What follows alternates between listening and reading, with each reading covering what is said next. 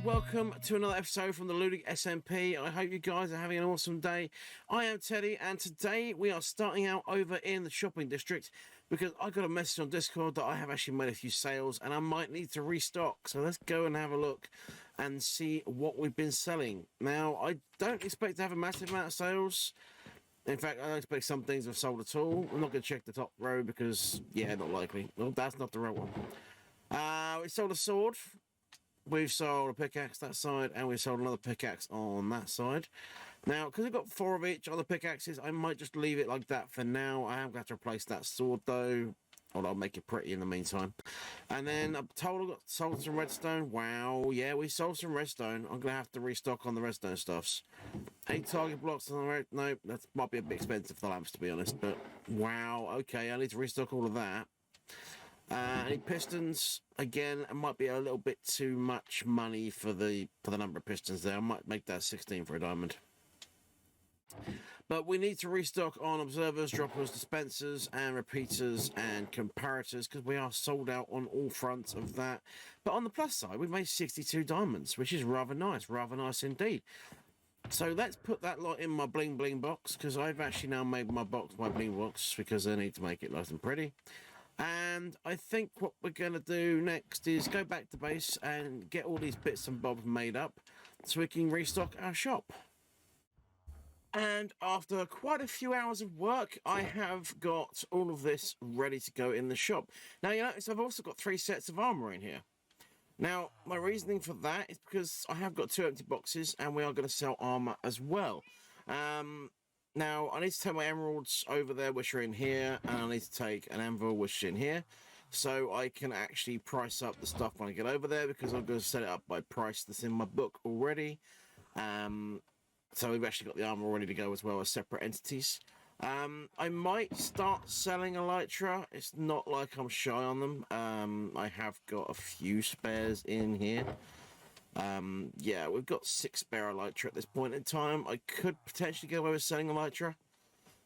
Also, I don't know if I've shown this off, but this is my backup box. That's how cautious I'm being right now with gear because bedrock is a little glitchy. So this is my standard backup box here. I've even got extra shells in this one. And then my backup box is everything else again, basically. So yeah, I don't think I've shown that on camera yet. So I thought I'd quickly show you guys that one. But what I'm going to do now, I'm going to take this back over to the shopping district, and I will meet you guys over there. And with that, everything is in the chests as we want it to be, or in the barrel, sorry. Yeah, I've priced everything as was in the book. So we got helmets for 6, chest plates for 9, boots for 5, and leggings for 8 each, all fully enchanted. I've moved the signage up here, so the prices are in barrel, signs are up here now. And then we've got one more barrel we can put something in at some point. Now, I've also adjusted the quantities for these. So these are still a diamond as stacked, but they're now 16 instead of 12. As are the pistons. They're now 16 instead of 12 as well. And everything else is all nicely restocked as well. Look at that, lovely jubbly. I forgot to make the sword. This is the only thing I forgot to do. What sword have I got on me right now? I got the smite sword on me. What was in there? Smite and smite. So I didn't want to put sharpness sword in there. Okay, we'll go back and make ourselves another sword to put in there because I forgot to make that. But we've got, oh, I forgot to put that away as well. But we have got another job for today because I want to get ready to think about fighting a wither. Now, to do that, I've got a bit of preparation to do first. Because I don't want to fight a wither alone. And I don't want to subject my servant mates to fighting wither with me. So what I'm thinking I might do is get myself a melon and pumpkin farm sorted out. And for that, we need to do another build. So let's head back to base and decide where we're going to put this thing. Alrighty, back at base, and I've actually had a change of heart about what we're going to do next. Basically, it was something else I was thinking about doing in the last episode, but didn't actually get as far as doing, and that is a kelp farm. Now, my thoughts is, we've got this water wheel build thing I want to build over here, which is a water wheel powered forge. I forgot that was going to be a forge, actually, but that's fine. We can make this work. So, I'm going to put a forge here with the water wheel. which is not going to be a big build. It's going to be an open build as well. So we're literally going to have the water wheel, and then we're going to have a fence that comes out, and it's going to attach to the forge and make it look like a forge that's being powered by a water wheel or something like that. It's going to be a really weird way of doing it, probably, but it might work. So the water wheel powers bellows, the bellows power said forge. It makes sense in my head. And then it's going to attach.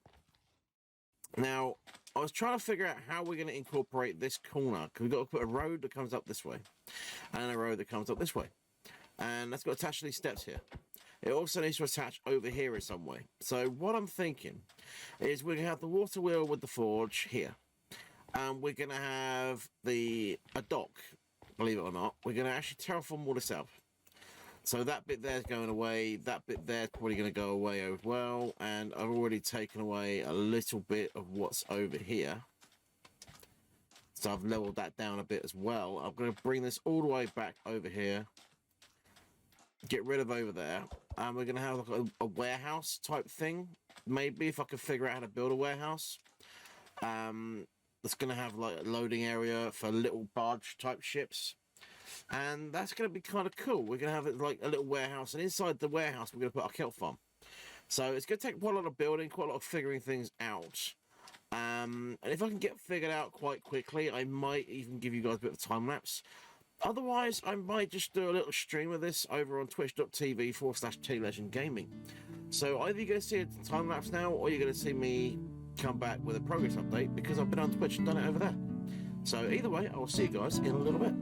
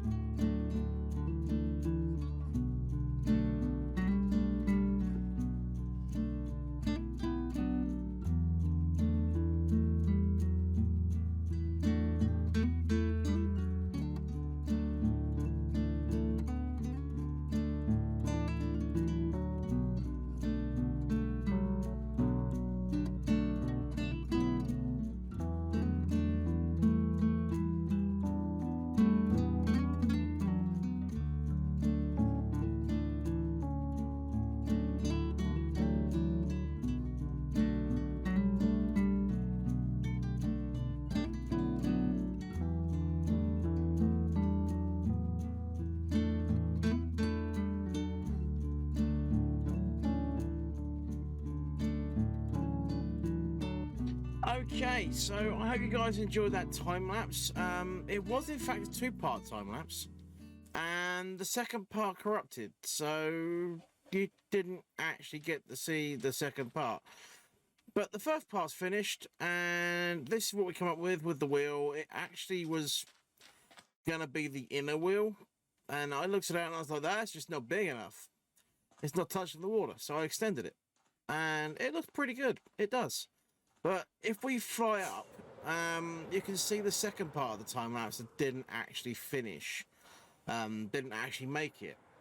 Now, I haven't done anything inside yet, but this thing is a pretty cool looking build. It's not quite in the same style as what else we got going on, which is a good thing. I don't want it to be the same style. I want it to be different. And I think it looks pretty cool. I've gone for a very, very different style, actually. But it's still very Western. It still makes a lot of sense in the style of build. The only thing I did do is I ran out of space, so I didn't actually make the warehouse part of that thing as big as I'd like it to be. So the roof on the warehouse is actually shorter than the roof on the front, which it was meant to be the same height. So yeah, that's the thing. But anyway, what I'm going to do now, I am going to head off. I haven't put the doors on this thing yet. I do that. I'm actually going to head off. I am going to go and build myself a kelp farm. Now, I don't know what kind of kelp farm we're going to build. I just know it's going to be pretty big, because we've got to take up this entire space in here for it. So it's not probably not going to be a step back kelp farm. It's probably going to be a straight up one. But it doesn't matter, because I've got a very good design for a straight up kelp farm. I'll drop the link in the top right corner right now, and I'll get you guys to check that out if you want to see the tutorial for it. But I'll get that done, and I'll come back to you guys when I've done it.